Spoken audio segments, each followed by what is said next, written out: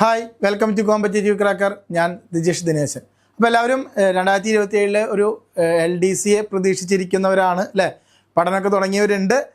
ചില ആൾക്കാരൊന്നും പഠനം തുടങ്ങിയിട്ടില്ല. 2027 ഒരു LDC എന്തായാലും ഉണ്ടായിരിക്കും. നമ്മളെല്ലാവരും ഏറ്റവും കൂടുതൽ പ്രതീക്ഷയോടെ നോക്കിക്കാണുന്ന ഒരു പരീക്ഷയാണ് LDC എന്ന് പറയുന്നത് അല്ലേ? അപ്പോൾ നമ്മൾ LDC പരീക്ഷയുമായി ബന്ധപ്പെട്ടിട്ട് കഴിഞ്ഞ കാലങ്ങളിൽ ചോദിച്ച ഹിസ്റ്ററി എന്ന് പറയുന്ന ഭാഗത്തു നിന്ന് ചോദിച്ച കുറച്ച് ചോദ്യങ്ങളും അതിൻ്റെ കുറച്ച് അനുബന്ധ വിവരങ്ങളുമായിട്ടാണ് ഇന്നത്തെ ക്ലാസ്സിൽ എത്തിയിരിക്കുന്നത്.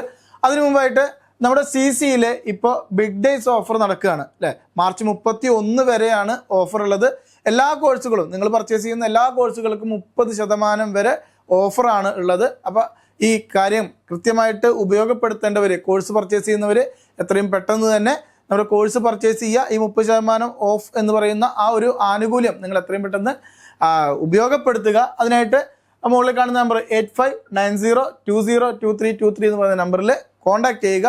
അപ്പോൾ നമുക്ക് ക്ലാസ്സുമായി ബന്ധപ്പെട്ടിട്ടുള്ള ബാക്കി കാര്യങ്ങൾ, നിങ്ങൾക്ക് CCയുമായി ബന്ധപ്പെട്ടിട്ടുള്ള മറ്റു കാര്യങ്ങൾ അറിയുന്നതിന്, കോഴ്സുമായി ബന്ധപ്പെട്ട കാര്യങ്ങളും കോഴ്സിലെ കാര്യങ്ങളും ക്വസ്റ്റ്യൻ പേപ്പറും കാര്യങ്ങളൊക്കെ ഉള്ളൊരു ഫുൾ പാക്കേജായിട്ട് നമ്മുടെ ഒരു ആപ്പ് ഉണ്ട്, CC ഏണിംഗ് ആപ്പ്.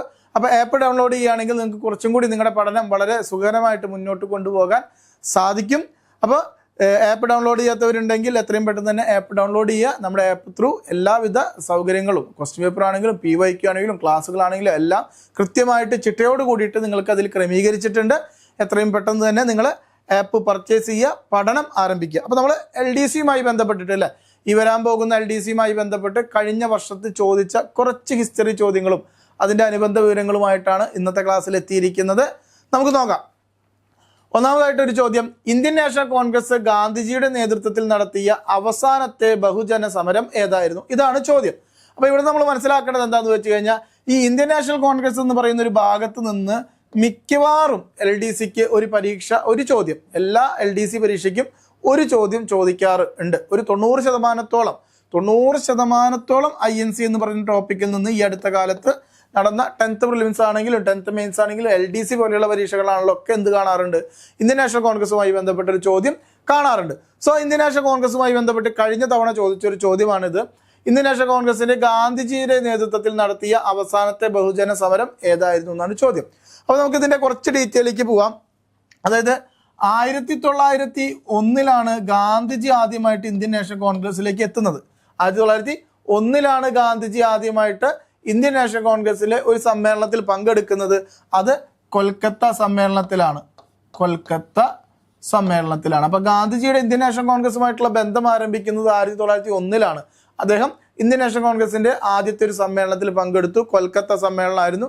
അതിന്റെ അധ്യക്ഷനായിട്ടിരുന്ന വ്യക്തിയാണ് DE വാജ, അല്ലെങ്കിൽ ഡിൻഷ എദുൽജ വാജ എന്ന് പറയുന്ന ഒരു വ്യക്തിയായിരുന്നു അതിന്റെ അധ്യക്ഷൻ. അപ്പൊ ഗാന്ധിജിയുടെ ആദ്യ സന്ദർശനം അല്ലെങ്കിൽ ആദ്യത്തെ പങ്കെടുത്ത സമ്മേളനം എന്ന രീതിയിൽ അത് ചോദിക്കാൻ സാധ്യതയുള്ളതാണ്. പിന്നെ ഗാന്ധിജി ഒരു പ്രമേയമൊക്കെ അവതരിപ്പിച്ച് തിരിച്ചുപോയി. ഗാന്ധിജി ദക്ഷിണാഫ്രിക്കയിലെ എല്ലാ പ്രവർത്തനങ്ങളും അവസാനിപ്പിച്ചുകൊണ്ട് 1915 എന്തുണ്ടാവുന്നത്? ഇന്ത്യയിലേക്ക് തിരിച്ചു വരുന്നത്. 1915 ഇന്ത്യയിലേക്ക് തിരിച്ചു വരുന്നത് January 9. അതാണ് നമ്മൾ പ്രവാസി ദിനമായിട്ട് ആചരിക്കുന്നത്. അങ്ങനെ ഗാന്ധിജി ഗോപാലകൃഷ്ണ ഗോഖലെയെ കാണുകയും അദ്ദേഹത്തിന്റെ ഗുരുവായിട്ട് പ്രഖ്യാപിക്കുകയല്ലേ, അദ്ദേഹത്തിന്റെ രാഷ്ട്രീയ ഗുരുവാണ് ഗോപാലകൃഷ്ണ ഗോഖലെ. ദെൻ രാഷ്ട്രീയത്തിലേക്ക് വരികയാണ്. അപ്പോൾ ഗാന്ധിജി ഇന്ത്യൻ നാഷണൽ കോൺഗ്രസുമായി ബന്ധപ്പെട്ട് അല്ലെങ്കിൽ അതുമായി ചേർന്ന് നടത്തിയ 3 ബഹുജന മുന്നേറ്റങ്ങളാണ് ഉണ്ടായിട്ടുള്ളത്. അതിലെ ഒന്നാമത്തെ എന്ന് പറയുന്നത് ഏതാണ്? നിസ്സഹകരണ പ്രസ്ഥാനമാണ് ഒന്നാമത്തെ. രണ്ടാമത് നിയമലംഘന പ്രസ്ഥാനമാണ്. മൂന്നാമത് ക്വിറ്റ് ഇന്ത്യ സമരമാണ്. ഒന്നാമത്തത് നിസ്സഹകരണ പ്രസ്ഥാനമാണ്. 1920 നിസ്സഹകരണ പ്രസ്ഥാനം ആരംഭിച്ച വർഷം. 1929 നിയമലംഘന പ്രസ്ഥാനം തുടങ്ങാൻ തീരുമാനിക്കുന്നത്. 1930 അതിന്റെ ഭാഗമായിട്ടുള്ള ദണ്ഡി മാർച്ച്, ഉപ്പ് സത്യാഗ്രഹത്തിന് ഗാന്ധിജി നേതൃത്വം നൽകി. 1942 ക്വിറ്റ് ഇന്ത്യ സമരം ആരംഭിക്കുന്നത് അല്ലെ. അപ്പൊ 1, 2, 3 നമ്മുടെ ചോദ്യം എന്തായിരുന്നു? ഇന്ത്യൻ നാഷണൽ കോൺഗ്രസ് ഗാന്ധിജിയുടെ നേതൃത്വത്തിൽ നടത്തിയ അവസാനത്തെ ബഹുജന സമരം ഏതായിരുന്നു? അപ്പൊ ഏതാണ് ഉത്തരം? ഓപ്ഷൻ C ആണ്, മൂന്നാമത്തെ ക്വിറ്റ് ഇന്ത്യ സമരം. 1942 August 8 ക്വിറ്റ് ഇന്ത്യ സമരം തുടങ്ങാനുള്ള പ്രമേയം അവതരിപ്പിക്കുന്നത്. 1942 August 9 ക്വിറ്റ് ഇന്ത്യ സമരം ആരംഭിക്കുന്നത്. അതുകൊണ്ട് തന്നെ ഇന്ത്യ ക്വിറ്റ് ഇന്ത്യ ദിനമായിട്ട് ആചരിക്കുന്നത് ക്വിറ്റ് ഇന്ത്യ ദിനം അല്ലെ. ക്വിറ്റ് ഇന്ത്യ ദിനമായിട്ട് ആചരിക്കുന്നത് ഓഗസ്റ്റ് 9 ക്വിറ്റ് ഇന്ത്യ പ്രമേയം അവതരിപ്പിച്ചത് ഓഗസ്റ്റ് 8 ഇത് ബോംബെ സമ്മേളനത്തിലാണ് അല്ലെ. ബോംബെ സമ്മേളനത്തിലാണ് 1942 ക്വിറ്റ് ഇന്ത്യ സമരം. ഇനി ഇതിൽ ലാസ്റ്റ് ഒരു പോയിന്റ് ഉണ്ട്, റൗലറ്റ് സത്യാഗ്രഹ സമരം എന്ന് പറയുന്നത് അല്ലെ. റൗലറ്റ് സത്യാഗ്രഹം 1919 നടക്കുന്നത്. 1919 റൗലറ്റ് ആക്ട് പാസ്സാകുന്നു അല്ലെ. വിചാരണ കൂടാതെ ഇന്ത്യക്കാരെ തടവിൽ വെക്കാനുള്ള ഒരു നിയമമായിട്ട് സർ സിഡ്നി റൗലറ്റ് എന്ന് പറയുന്ന ഒരു ബ്രിട്ടീഷുകാരൻ കൊണ്ടുവന്ന നിയമമാണ് റൗലറ്റ് ആക്ട് എന്ന് പറയുന്നത്. റൗലറ്റ് ആക്ടിനെതിരെ ഗാന്ധിജി എന്ത് ചെയ്തു? 1919 ഏപ്രിൽ 6 രാജ്യമൊട്ടാകെ ഒരു ഹർത്താൽ പ്രഖ്യാപിച്ചു. അങ്ങനെയാണ് ഗാന്ധിജി രാഷ്ട്രീയത്തിലേക്ക് ചുവടുവെക്കുന്നത്. അപ്പോൾ ഈ റൗലറ്റ് ആക്ടുമായി ബന്ധപ്പെട്ട ഒരു സത്യാഗ്രഹം അല്ലെങ്കിൽ റൗലറ്റ് ആക്ടിനെതിരെയുള്ള സമരം അറിയപ്പെടുന്നത് ഗാന്ധിജിയുടെ ഇന്ത്യൻ രാഷ്ട്രീയത്തിലേക്കുള്ള ചുവടുവയ്പ് എന്നാണ്. അപ്പോൾ 4 കാര്യങ്ങളും നമ്മൾ ഡീറ്റെയിൽ ആയിട്ട് പറഞ്ഞു അല്ലെ. റൗലറ്റ് ആക്ടുമായി ബന്ധപ്പെട്ട് അല്ലെ, റൗലറ്റ് ആക്ടിനെതിരെയുള്ള സത്യാഗ്രഹം എന്താണ്? ഗാന്ധിജിയുടെ ഇന്ത്യൻ രാഷ്ട്രീയത്തിലേക്കുള്ള ചുവടുവയ്പ് എന്നറിയപ്പെടുന്നു. 1919 അത് നടക്കുന്നത്. ഏപ്രിൽ 6 ഗാന്ധിജി ഒരു രാജ്യവ്യാപകമായിട്ടുള്ള ഹർത്താൽ പ്രഖ്യാപിക്കലുണ്ടായി. ദെൻ ക്വിറ്റ് ഇന്ത്യ സമരവുമായി ബന്ധപ്പെട്ട് നമ്മൾ പറയുന്നത് 1942 ക്വിറ്റ് ഇന്ത്യ സമരം നടക്കുന്നത്. 1942 ഓഗസ്റ്റ് 8, 9 ദിവസങ്ങളിലായിട്ട് അല്ലെ. 42 ഇന്ത്യൻ നാഷണൽ കോൺഗ്രസിന്റെ ബോംബെ സമ്മേളനത്തിലാണ് പ്രമേയം അവതരിപ്പിക്കുന്നത്. മൗലാന ആസാദ് അല്ലെ, മൗലാന അബ്ദുൽ കലാം ആസാദ് ആയിരുന്നു ആ സമയത്ത് ഇന്ത്യൻ നാഷണൽ കോൺഗ്രസിന്റെ അധ്യക്ഷൻ. ആ സമയത്താണ് ക്വിറ്റ് ഇന്ത്യ സമരം ആരംഭിക്കുന്നത്. ക്വിറ്റ് ഇന്ത്യ സമരം ആരംഭിക്കാനുള്ള കാരണം കൂടി നമ്മളിവിടെ പറഞ്ഞു പോകണം. ക്രിപ്സ് മിഷന്റെ പരാജയത്തെ തുടർന്നാണ് എന്ത് ആരംഭിക്കുന്നത്? ക്വിറ്റ് ഇന്ത്യ പ്രസ്ഥാനം ആരംഭിക്കുന്നത്. ശരി, ഇവിടെ നമ്മുടെ ചോദ്യം എന്തായിരുന്നു? അവസാനത്തെ ബഹുജന സമരം. ആദ്യത്തെ നിയമലംഘന പ്രസ്ഥാനം നിസ്സഹകരണ പ്രസ്ഥാനം, രണ്ടാമത്തെ നിയമലംഘന പ്രസ്ഥാനം, മൂന്നാമത്തെ ക്വിറ്റ് ഇന്ത്യ സമരം. നിയമലംഘന പ്രസ്ഥാനവുമായി ബന്ധപ്പെട്ടിട്ട് ഏറ്റവും ഇമ്പോർട്ടൻ്റ് ആയിട്ടുള്ളൊരു കാര്യമുണ്ട്. ഒരു ഇന്ത്യൻ നാഷണൽ കോൺഗ്രസിന്റെ സമ്മേളനം പഠിക്കാനുണ്ട്. 1929 ലാഹോർ സമ്മേളനം. ഏതാണ്? ലാഹോർ സമ്മേളനം. ജവഹർലാൽ നെഹ്റു ആദ്യമായിട്ട് അധ്യക്ഷനാകുന്ന INC സമ്മേളനമാണ് ലാഹോറിൽ വെച്ച് നടന്ന 1929 ഇന്ത്യൻ നാഷണൽ കോൺഗ്രസിന്റെ സമ്മേളനം. അതുവരെ ഓക്കെ അല്ലേ? ആ സമ്മേളനത്തിലാണ് എന്താരംഭിക്കാൻ? നിയമലംഘന പ്രസ്ഥാനം ആരംഭിക്കാൻ അല്ലെങ്കിൽ നിയമലംഘന സമരം ആരംഭിക്കാൻ തീരുമാനിക്കുന്നത്. അതിന്റെ ഭാഗമായിട്ടാണ് 1930 എന്ത് നടക്കുന്നത്? ദണ്ഡി മാർച്ച് നടക്കുന്നത്. ഇനി നിസ്സഹകരണ പ്രസ്ഥാനവുമായി ബന്ധപ്പെട്ടിട്ട് പറയുകയാണെങ്കിൽ നമുക്ക് എന്ത് പറയേണ്ടി വരും? 1920 കൊൽക്കത്ത സമ്മേളനം, ലാലാ ലജ്പത് റായ് അധ്യക്ഷനായിട്ടുള്ള കൊൽക്കത്ത സമ്മേളനം. ലാലാ ലജ്പത് റായ് അധ്യക്ഷനായിട്ടുള്ള കൊൽക്കത്ത സമ്മേളനം. എന്താണ് പ്രത്യേകത? നിസ്സഹകരണ പ്രസ്ഥാനം തുടങ്ങാൻ കാരണമായ സമ്മേളനം. നിസ്സഹകരണ പ്രസ്ഥാനം തുടങ്ങാൻ കാരണമായ സമ്മേളനമാണ് 1920 കൊൽക്കത്ത സമ്മേളനം. ലാലാ ലജ്പത് റായ് അധ്യക്ഷനാണ്. ഇനി അതേ വർഷം തന്നെ എന്ത് നടന്നു? ഒരു നാഗ്പൂർ സമ്മേളനം നടന്നു. അധ്യക്ഷൻ വിജയരാഘവ ആചാര്യ. ആ സമ്മേളനത്തിൽ വെച്ചിട്ടാണ് നിസ്സഹകരണ പ്രസ്ഥാനത്തിന് അപ്രൂവൽ നൽകുന്നത്. എന്ന് നൽകുന്നത് അംഗീകാരം നൽകിയ സമ്മേളനമാണ് 1920 നാഗ്പൂർ സമ്മേളനം. ഓക്കെ, അപ്പൊ ഈ ഒരു ഒറ്റ ചോദ്യത്തിൽ നിന്ന് ഈ മേഖലയെല്ലാം നമ്മൾ പറഞ്ഞിട്ടുണ്ട്. ഇങ്ങനത്തെ ഒരു ഭാഗത്തു നിന്ന് ഗാന്ധിജിയുമായി ബന്ധപ്പെട്ട സമരങ്ങളിൽ നിന്ന്, ഇന്ത്യൻ നാഷണൽ കോൺഗ്രസുമായി ബന്ധപ്പെട്ട സമരങ്ങളിൽ നിന്ന് ഒരു ചോദ്യം ചോദിക്കുന്നത് LDC പരീക്ഷയ്ക്ക് എപ്പോഴും കണ്ടുവരാറുള്ളതാണ്. അപ്പോൾ ഓക്കെ അല്ലേ? ഈ ഒരു ഒറ്റ ചോദ്യം കൊണ്ട് നമ്മൾ ഇത്രയധികം കാര്യങ്ങൾ പറഞ്ഞിട്ടുണ്ട്. ചോദ്യത്തിന്റെ ഉത്തരം ഗാന്ധിജി നടത്തിയ ബഹുജന സമരം മൂന്നാമത്തത് അവസാനത്തെ ഏതാണ്? ക്വിറ്റ് ഇന്ത്യ സമരമാണ്. ഓക്കെ, ക്വസ്റ്റ്യൻ: ഇന്ത്യൻ നാഷണൽ കോൺഗ്രസിന്റെ സമ്മേളനത്തിൽ അധ്യക്ഷത വഹിച്ച ഏക മലയാളി, അതായത് ചേറ്റൂർ ശങ്കരൻ നായർ, അദ്ദേഹം ഏതു സമ്മേളനത്തിലാണ് അധ്യക്ഷത വഹിച്ചത് എന്നാണ് ചോദ്യം. ഓക്കെ, അപ്പൊ നമുക്ക് എപ്പോഴും ചോദിക്കാറുള്ള ചോദ്യമാണ് C ശങ്കരൻ നായർ അല്ലെങ്കിൽ ചേറ്റൂർ ശങ്കരൻ നായർ. പാലക്കാട് ഒറ്റപ്പാലം സ്വദേശിയാണ്.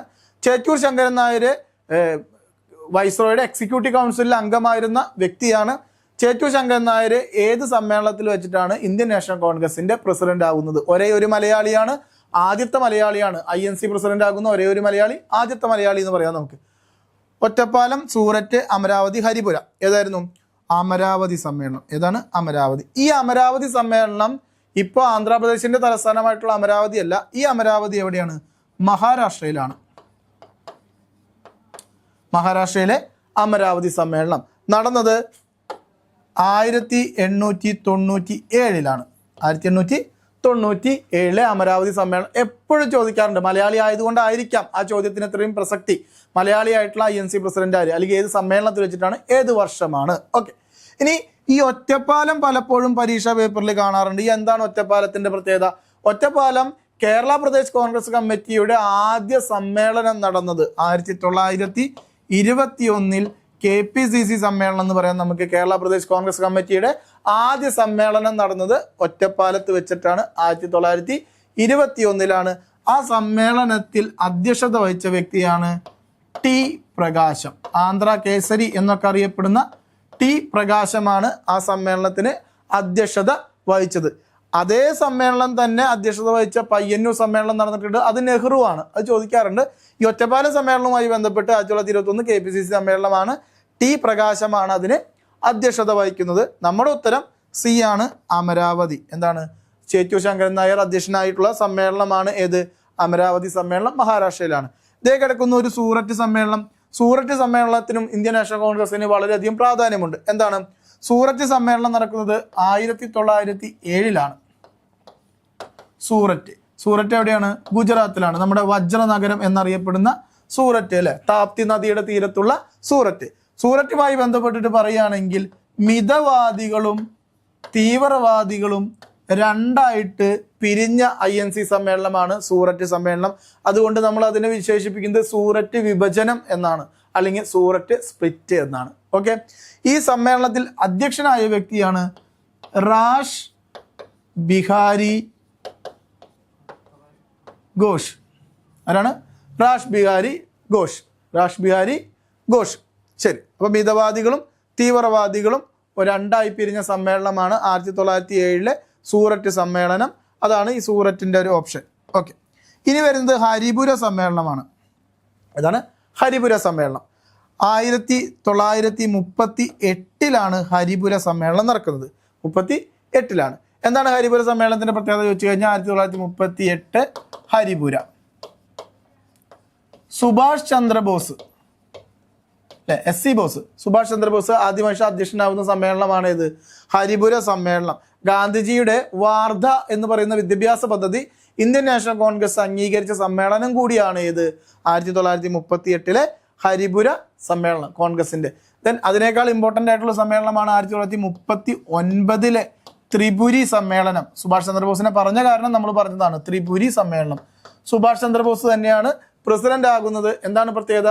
ആ സമ്മേളനത്തിലാണ് ഇന്ത്യൻ നാഷണൽ കോൺഗ്രസിന്റെ ചരിത്രത്തിൽ ആദ്യമായിട്ട് ഒരു എലക്ഷൻ നടക്കുന്നത്. സുഭാഷ് ചന്ദ്രബോസും പട്ടാഭി സീതാരാമയ്യ, ഗാന്ധിജിയുടെ നോമിനിയായിട്ടുള്ള പട്ടാഭി സീതാരാമയ്യയും ചേർന്ന് നടന്ന ഇലക്ഷനിൽ സുഭാഷ് ചന്ദ്രബോസാണ് ജയിക്കുന്നത്. അപ്പൊ ഇവിടെ ഒരു ചോദ്യം വന്നു, first elected president of INC അതാരാണ്? സുഭാഷ് ചന്ദ്രബോസ് ആണ്. പക്ഷെ അദ്ദേഹം ആ വർഷം തന്നെ രാജിവെക്കുകയും പിന്നീട് അദ്ദേഹം ഫോർവേഡ് ബ്ലോക്ക് എന്ന് പറയുന്ന സംഘടന രൂപീകരിക്കുകയൊക്കെ ചെയ്തിട്ടുണ്ട്. ഹിസ്റ്ററി വളരെ വലുതാണ്, അങ്ങോട്ട് പോയി കഴിഞ്ഞാൽ നമ്മൾ അങ്ങോട്ട് പോകും. അപ്പോൾ ആ ഒരു കാര്യം കൂടി അവിടെ ചേർത്ത് വെക്കുക. ഒറ്റപ്പാലം സമ്മേളനം KPCCയുമായി ബന്ധപ്പെട്ടതാണ്. സൂററ്റ് സമ്മേളനം നമ്മൾ പറഞ്ഞു, അമരാവതി സമ്മേളനം നമ്മൾ പറഞ്ഞു, ഹരിപുര സമ്മേളനം പറഞ്ഞു. അപ്പോൾ ഈ ഒരു ചോദ്യത്തിൽ നിന്ന് മാക്സിമം അതിൻ്റെ ഓപ്ഷനിൽ നിന്നുള്ള കാര്യങ്ങൾ നമ്മൾ പറഞ്ഞിട്ടുണ്ട്. ഇന്ത്യൻ നാഷണൽ കോൺഗ്രസുമായി ബന്ധപ്പെട്ട ചോദ്യം തന്നെയാണ്. തൊട്ട് മുമ്പത്തെ ചോദ്യം പറയുകയാണെങ്കിൽ ഗാന്ധിജിയുടെ സമരങ്ങളുമായി ബന്ധപ്പെട്ട ചോദ്യമാണെന്ന് നമുക്ക് പറയാം. ഇന്ത്യൻ ഹിസ്റ്ററി തന്നെയാണ്. ക്വസ്റ്റ്യൻ, താഴെ കൊടുത്തിരിക്കുന്ന പ്രസ്താവന ചോദ്യങ്ങൾ കാണാല്ലേ, താഴെ കൊടുത്തിരിക്കുന്ന പ്രസ്താവനകൾ പരിശോധിച്ച് ശരിയായവ കണ്ടെത്തുക. എന്താണ് ശരിയായതാട്ടോ നമുക്ക് കണ്ടെത്തുന്നത്? ശരിയായത് പ്രവർത്തിക്കുക അല്ലെങ്കിൽ മരിക്കുക എന്നത് ക്വിറ്റ് ഇന്ത്യ സമരത്തിലെ മുദ്രാവാക്യമാണ്. ഡു ഓർ ഡൈ അല്ലെ, ഡു ഓർ ഡൈ ഗാന്ധിജി പറഞ്ഞതാണ്. പ്രവർത്തിക്കുക അല്ലെങ്കിൽ മരിക്കുക. ഒന്ന് ശരിയാണ്. ജാലിയൻ വാലാബാഗ് ദുരന്തം നടന്നത് 1921 ഏപ്രിൽ 13 നമുക്ക് തെറ്റ് പറയേണ്ടി വരും അല്ലെ. 1919 ജാലിയൻ വാലാബാഗ് നടക്കുന്നത്. 1919. അപ്പോൾ രണ്ടാമത്തെ സ്റ്റേറ്റ്മെന്റ് തെറ്റാണ്. 948 ജനുവരി 20 ഗാന്ധിജിയുടെ നേരെ ഒരു വധശ്രമം ഉണ്ടായി. നമുക്ക് അറിയില്ല, ആ പോയിന്റ് അറിയില്ല എന്ന് വിചാരിക്കാം. അപ്പോൾ മൂന്നാമത്തെ പോയിന്റ് നമുക്ക് അറിയില്ല കേട്ടോ, അപ്പോൾ നമ്മൾ കുത്തിട്ട് വെച്ചു. രണ്ടാം വട്ടമേശ സമ്മേളനം 1931 സെപ്റ്റംബറിൽ ലണ്ടനിൽ വെച്ച് നടന്നു. ലണ്ടനിലാണ് നടന്നത് എന്ന് നമുക്കറിയാം. 931 അറിയാം. സെപ്റ്റംബർ ആണോ എന്നുള്ളത് ഡൗട്ടാണ്. അപ്പോഴും ഈ പോയിന്റും നമുക്കറിയില്ല. നമുക്ക് ആകെ നമ്മുടെ കയ്യിലുള്ള പോയിന്റ് എന്താണ്? ഒന്ന് ശരിയാണ്, ഓക്കെ, 2 തെറ്റാണ്. ഇതാണ് നമ്മുടെ കയ്യിലുള്ളത്. ഒന്ന് ശരിയാണ് 2 തെറ്റാണ് എന്നുള്ളത് വെച്ചിട്ട് ഈ ഉത്തരത്തിലേക്ക് എത്താൻ പറ്റും നോക്കുക. ഒന്ന് ശരിയാണ്, ഒന്ന് ശരിയാണെങ്കിൽ ഇത് പറ്റില്ല, ഇത് പറ്റില്ല.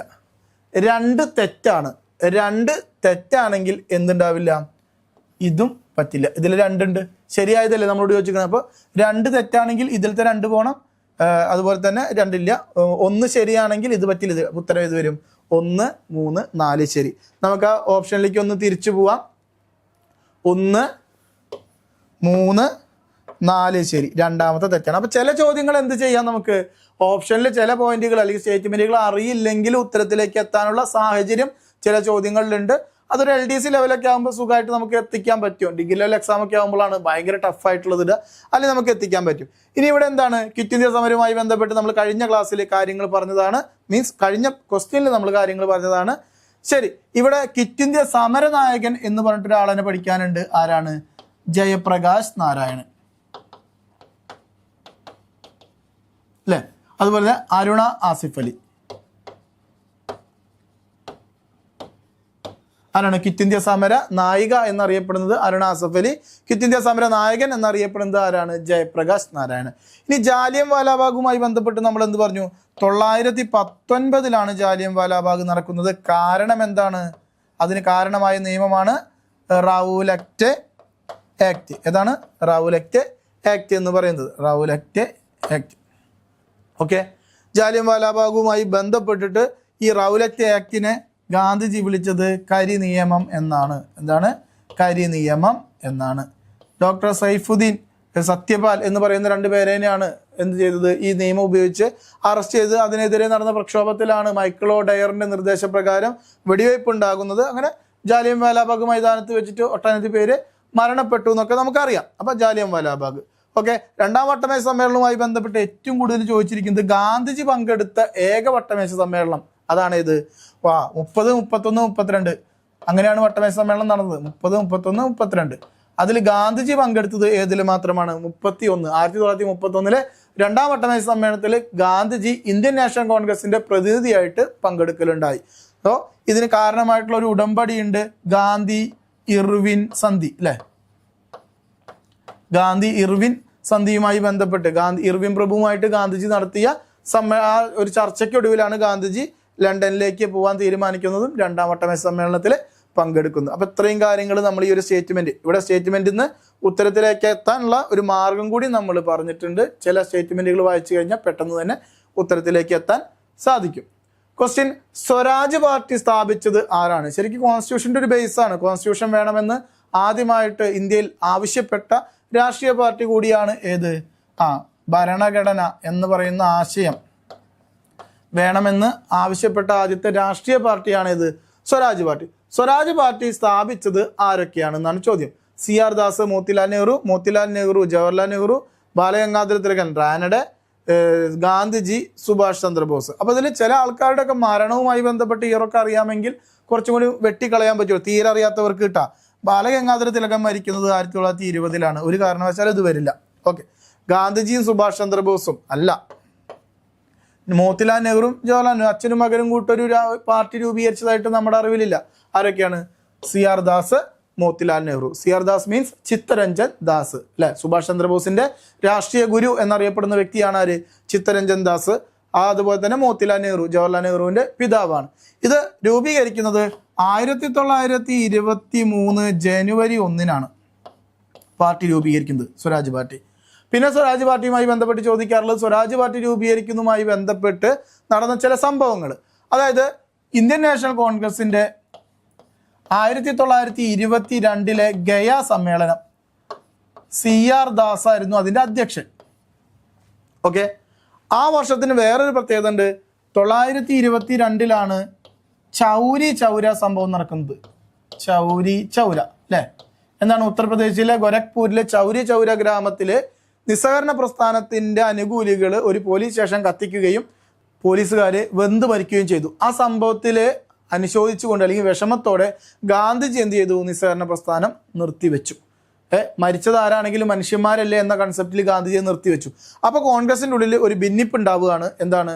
അവർ മരിക്കേണ്ടവരാണ്, ബ്രിട്ടീഷുകാരല്ലേ എന്ന രീതിയിൽ. അപ്പോൾ ആ രീതിയിൽ 2 അഭിപ്രായം ഉണ്ടാവുകയും ഒരു വിഭാഗം അതിനെ അനുകൂലിക്കുകയും ഒരു വിഭാഗം അതിനെ പ്രതിഷേധിക്കുകയും ചെയ്തു. അങ്ങനെ പ്രതിഷേധിച്ചുകൊണ്ട് കോൺഗ്രസിൽ നിന്ന് രാജിവെച്ചിട്ട് പുതിയ പാർട്ടി രൂപീകരിച്ചവരാണ് ആരൊക്കെ? മോത്തിലാൽ നെഹ്റുവും CR ദാസും. 22 സമ്മേളനത്തിലാണ് എന്ത് തീരുമാനമാകുന്നത്? സ്വരാജ് പാർട്ടി രൂപീകരിക്കാൻ തീരുമാനമാകുന്നത്. 1923 ജനുവരി 1 എന്ത് രൂപീകരിക്കപ്പെട്ടു? സ്വരാജ് പാർട്ടി രൂപീകരിക്കപ്പെട്ടു.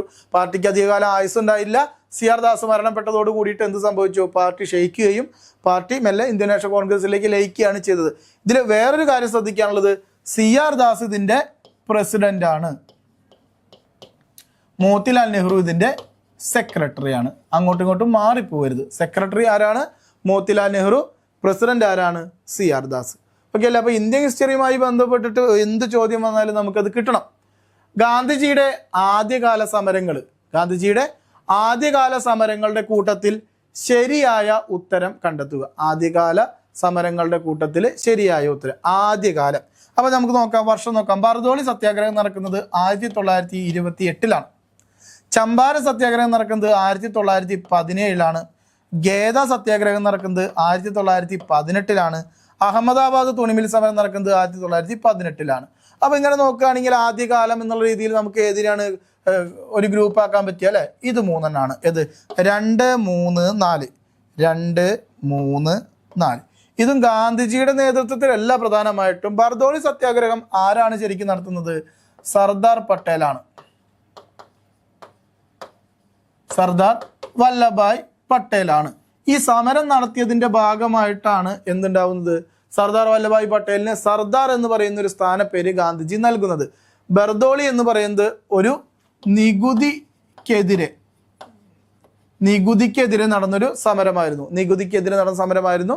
ബർദോളി എന്ന് പറയുന്നത് ഗുജറാത്തിലാണ്. ബർദോളി സത്യാഗ്രഹം നടക്കുന്നത് 1928 സർദാർ എന്ന് പറയുന്ന ടൈറ്റിൽ അദ്ദേഹത്തിന് ലഭിക്കുന്നത് ആ സമരത്തോട് കൂടിയിട്ടാണ്. ഇത് നികുതി സമരമാണ്. ഇതുപോലെ തന്നെ ഒരു നികുതിക്കെതിരെയുള്ള സമരമാണ് എവിടെ നടന്നത്? ഉപ്പു സത്യാഗ്രഹവും നടന്നത്. അതുകൊണ്ടാണ് പയ്യന്നൂരിനെ നമ്മൾ എന്ത് വിളിക്കുന്നത്? 2ാം ബർദോളി എന്ന് വിളിക്കുന്നത്. അവിടെ നികുതിക്കെതിരായിട്ടുള്ളൊരു സമരമായതുകൊണ്ട് ഉപ്പ് നികുതി ലംഘിക്കുന്നതുമായി ബന്ധപ്പെട്ടുള്ള അപ്പോൾ 2ാം ബർദോളി എന്നറിയപ്പെടുന്നത് പയ്യന്നൂരാണ്. ആ ചോദ്യവും നമ്മളോട് ചോദിക്കാറുണ്ട്. ചമ്പാരൻ സത്യാഗ്രഹത്തിന്റെ പ്രത്യേകത എന്ന് പറഞ്ഞാൽ ചമ്പാരൻ സത്യാഗ്രഹം ബീഹാറിലാണ് നടക്കുന്നത് അല്ലേ? ബീഹാറിൽ നടന്ന ഈ സമരം ഗാന്ധിജിയുടെ ആദ്യത്തെ ഇന്ത്യയിലെ സമരമാണ്. അതാണ് ചമ്പാരൻ. നീലം കർഷകരുമായി ബന്ധപ്പെട്ട് ചമ്പാരൻ ജില്ലയിൽ നടന്ന സമരമായതുകൊണ്ടാണ് അതിനെ ചമ്പാരൻ സത്യാഗ്രഹം എന്ന് വിളിക്കുന്നത്. ഗാന്ധിജി നടത്തിയ ആദ്യത്തെ സത്യാഗ്രഹം ബീഹാറിലാണ്. ശരി, ഗേദ സത്യാഗ്രഹവും നടക്കുന്നത് എവിടെ തന്നെയാണ്? ഗുജറാത്തിലാണ് നടക്കുന്നത്. ഓക്കെ. അഹമ്മദാബാദ് തുണിമിൽ സമരം 1918 നടന്നു, ഗുജറാത്തിൽ തന്നെ. എന്താ പ്രത്യേകത? ഇത് ഗാന്ധിജി നടത്തിയ ആദ്യത്തെ നിരാഹാര സത്യാഗ്രഹമാണ് അഹമ്മദാബാദ് തുണിമിൽ സമരം. അവിടുത്തെ തൊഴിലാളികൾക്ക് ബോണസുമായി ബന്ധപ്പെട്ട് ഇത്ര പെർസെൻറ്റേജ് 30% ബോണസ് വേണമെന്നൊക്കെ പറഞ്ഞുകൊണ്ട് ഗാന്ധിജി നടത്തിയ നിരാഹാര സത്യാഗ്രഹമാണ് അഹമ്മദാബാദ് തുണിമിൽ സമരം. അപ്പം ഇങ്ങനെ ഒരു ചോദ്യം വന്നു കഴിഞ്ഞാൽ ഇയറുകൾ അറിയണം എന്നുള്ളതാണ് അവിടുത്തെ ഏറ്റവും വലിയൊരു പോയിന്റ്. ഇയറുകൾ അറിഞ്ഞാൽ മാത്രമാണ് നമുക്ക് എന്ത് ചെയ്യാൻ പറ്റുക? ഇയറുകൾ അറിഞ്ഞാൽ മാത്രമാണ് നമുക്ക് ഇങ്ങനത്തെ കാര്യങ്ങളൊക്കെ വരുമ്പോൾ ഓർഡർ ചെയ്യാൻ വേണ്ടിയിട്ട് സാധിക്കുക. ഓക്കെ അല്ലേ? അപ്പോൾ LDC പരീക്ഷയ്ക്ക് ഇത്തരം ചോദ്യങ്ങളൊക്കെ നമ്മൾ പ്രതീക്ഷിക്കുന്നുണ്ട്. അപ്പോൾ നമ്മളിന്ന് ഹിസ്റ്ററിയുമായി ബന്ധപ്പെട്ട് കഴിഞ്ഞ LDCക്ക് ചോദിച്ച കുറച്ച് ചോദ്യങ്ങളും ഏറ്റവും പ്രധാനപ്പെട്ട അതിൻ്റെ അനുബന്ധ വിവരങ്ങളുമാണ് നമ്മൾ പറഞ്ഞത്. ഓക്കെ, ഇനി നമുക്ക് LDCക്ക് CCയിൽ ഒരു ബാച്ച് ആരംഭിച്ചിട്ടുണ്ട്. 2027 LDC പരീക്ഷ വരാൻ പോകുന്നത്. ഓക്കെ, മുൻപേ പഠിക്കാൻ വേണ്ടിയിട്ട് നമ്മൾ ഏർലി ബേർഡ് എന്ന് പറയുന്ന ഒരു ബാച്ച് 2027 LDCക്ക് വേണ്ടിയിട്ട് ഒരു കിഡിലം ബാച്ച് ആരംഭിച്ചിട്ടുണ്ട്. ബാച്ചുമായി ബന്ധപ്പെട്ട കാര്യങ്ങൾ അറിയുന്നതിന് വേണ്ടിയിട്ട് CCയുമായി കോൺടാക്ട് ചെയ്യണം. അതുപോലെ തന്നെ CCയുമായി ബന്ധപ്പെട്ടിട്ട് ഈ ബാച്ചിലെ പുതിയ കാര്യങ്ങൾ അപ്ഡേറ്റ്സ് ഒക്കെ അറിയുന്നതിന് വേണ്ടിയിട്ട് നമ്മുടെ ഒരു ടെലഗ്രാം ചാനലുണ്ട്. അതിൻ്റെ ലിങ്ക്, വാട്സപ്പ് ഗ്രൂപ്പ് ഉണ്ട്, അതിൻ്റെ എല്ലാ ലിങ്ക് താഴെ കൊടുക്കുന്നതായിരിക്കും. അതെല്ലാവരും കയറിയിട്ട് ആ ലിങ്കിൽ കയറുക, അപ്ഡേറ്റ്സ് അറിയുക. വരാൻ പോകുന്ന പരീക്ഷയ്ക്ക് എത്രയും പെട്ടെന്ന് തന്നെ പഠിച്ചു തുടങ്ങുന്നതിന് വേണ്ടിയിട്ട് നിങ്ങളെല്ലാവരും CCയുടെ ബാച്ചിൽ ജോയിൻ ചെയ്യുക. അതുപോലെ തന്നെ നമ്മുടെ ചാനൽ ഇതുവരെ സബ്സ്ക്രൈബ് ചെയ്യാത്തവരുണ്ടെങ്കിൽ അത് സബ്സ്ക്രൈബ് ചെയ്യുക, നമ്മുടെ വീഡിയോസൊക്കെ ലൈക്ക് തരിക. കൂടാതെ നമ്മുടെ ബാച്ചുമായി ബന്ധപ്പെട്ട കാര്യങ്ങൾക്കുള്ള ടെലഗ്രാം ചാനലുണ്ട്, അതുപോലെ തന്നെ വാട്സപ്പ് ഗ്രൂപ്പുകളുണ്ട്. നിങ്ങളുടെ എല്ലാ ഡൗട്ടുകളും ക്ലിയർ ചെയ്യുന്നതിന് വേണ്ടിയിട്ട് അതിൻ്റെ ലിങ്ക് താഴെ കൊടുക്കുന്നതായിരിക്കും. എല്ലാവരും ജോയിൻ ചെയ്യുക. CCയോടൊപ്പം നമുക്ക് ഒന്നിച്ച് നേടാം.